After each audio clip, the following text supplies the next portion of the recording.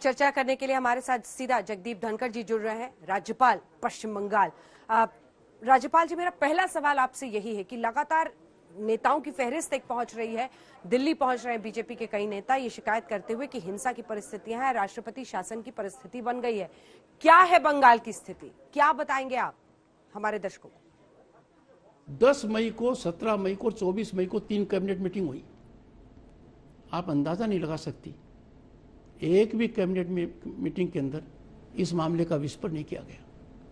माननीय मुख्यमंत्री ने सार्वजनिक रूप से कोई बयान नहीं दिया, अधिकारियों को चेतावनी नहीं दी जैसा मैंने अनुरोध किया था। मैंने कहा था पुलिस प्रशासन को चेतावनी दीजिए, उनके इलाके में वायलेंस होगा, they will be held accountable. कुछ नहीं किया, कोई अधिकारी नहीं गया, कोई मंत्री नहीं गया और कोई राहत नहीं दी गई।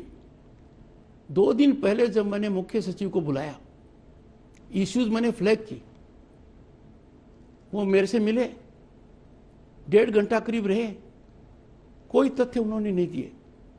अब आप मुझे बताइए, लाखों लोगों का एक्सोडस होना, करोड़ों की संपत्ति नष्ट होना, एक ही बात पर लोगों को प्रताड़ित करना, प्रजातंत्र में वोट देने की कीमत अपने जीवन से देते हैं और कान पर जूं तक नहीं रेंगी है।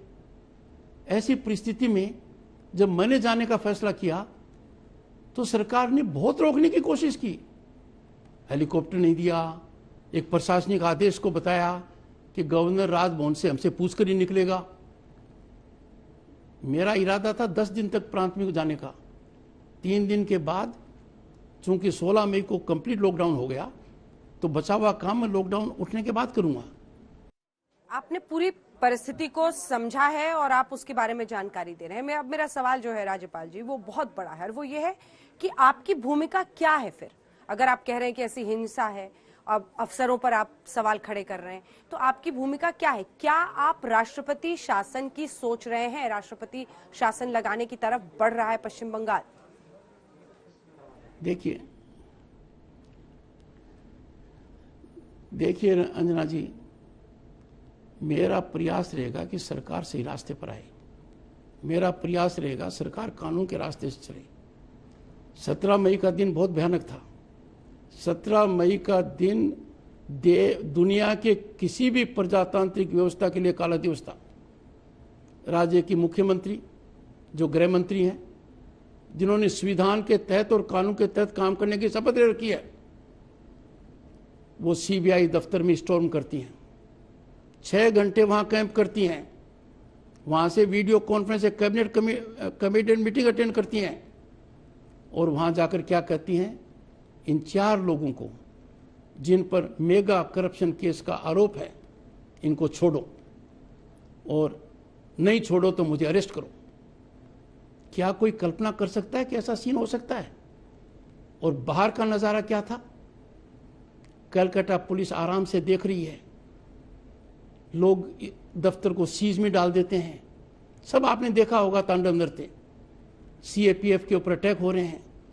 उस परिस्थिति में मैंने कलकत्ता पुलिस कमिश्नर को फोन किया, उन्होंने मुझे कहा 144 इज नॉट इम्प्लीमेंटेबल। यही काम लोग मुझे कहते हैं, मैं नहीं कर रहा हूं। बहुत से लोग मुझे कहते हैं गवर्नर ये तो पश्चिम बंगाल है, और किसी राज्य का मुख्यमंत्री यदि ऐसा करता तो देश का मीडिया पता नहीं क्या उजागर करता। आप 4th पिलर के बहुत महत्वपूर्ण अंग हैं। Let 4th pillar not fail democracy in state of West Bengal. Raj Bhavan के गेट के बाहर 17 और 18 मई को जहां प्रोहिबिटरी ऑर्डर हैं, राजभवन का मेन एक्सेस है, वहां क्या तांडव नृत्य हुआ। ऐसी परिस्थिति में मैं सरकार से लगातार गुजारिश कर रहा हूं कि आप कानून के रास्ते से चलें, पार्टीजन अप्रोच को छोड़ें, ब्यूरोक्रेसी और पुलिस प्रशासन के ऊपर राजनीतिक शिकंजा हटा दें, उनको नियमानुसार काम करने दो। देखिए राज्यपाल जी, आपने बीच में कहा कि पार्टीजन तरीका छोड़ दे सरकार, लेकिन जो भी शासन में आता है वो अपनी पार्टी और उसकी गतिविधियों को आगे बढ़ाता ही है। मेरा सवाल आपसे दूसरा है, हट केस से, और वो ये है कि क्या आपने कहा मीडिया को दिखाना चाहिए, मीडिया दिखा रहा है सर, इसीलिए हमने आपका ये इंटरव्यू लाइन अप किया था कि आप लोगों को बताएं परिस्थिति, लेकिन अल्टीमेटली अगर परिस्थितियां आपको लग रहा है सरकार नहीं संभाल पा रही है, हिंसा बेकाबू है, तो राष्ट्रपति शासन का फैसला तो आपको लेना होगा। देखिए अंजना जी, राज्यपाल का कोई भी एजेंडा राजनीतिक नहीं हो सकता। राज्यपाल का उत्तरदायित्व है कि वो सरकार के साथ मिलकर संविधान के अनुरूप प्रशासन को चलने में सहायक दे, और मेरा प्रयास लगातार यही रहता है। मैं किसी भी तरीके से अन्य मामले में स्टेक होल्डर नहीं हूं। मेरे विवेकपूर्ण दृष्टि से जो कदम मुझे उठाना है उसकी सार्वजनिक चर्चा नहीं हो सकती, पर मैं आपके माध्यम से सभी को कहना चाहता हूं, मैं न टक्कर में विश्वास करता न टकराव में विश्वास करता।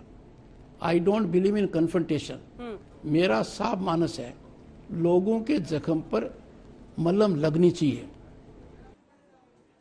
जी, बहुत बहुत धन्यवाद आपका जगदीप धनखड़ जी, हमारे साथ आज तक पर जुड़ने के लिए और तमाम सवालों का जवाब देने के लिए। हालांकि आप कह रहे हैं कि टक्कर और टकराव की स्थिति आप नहीं चाहते हैं, चाहते हैं सरकार पार्टिजन तरीका छोड़े और काम करे, लेकिन राष्ट्रपति शासन पर आपने कुछ भी स्पष्ट नहीं कहा है। बहरहाल धन्यवाद आपका हमारे साथ जुड़ने के लिए।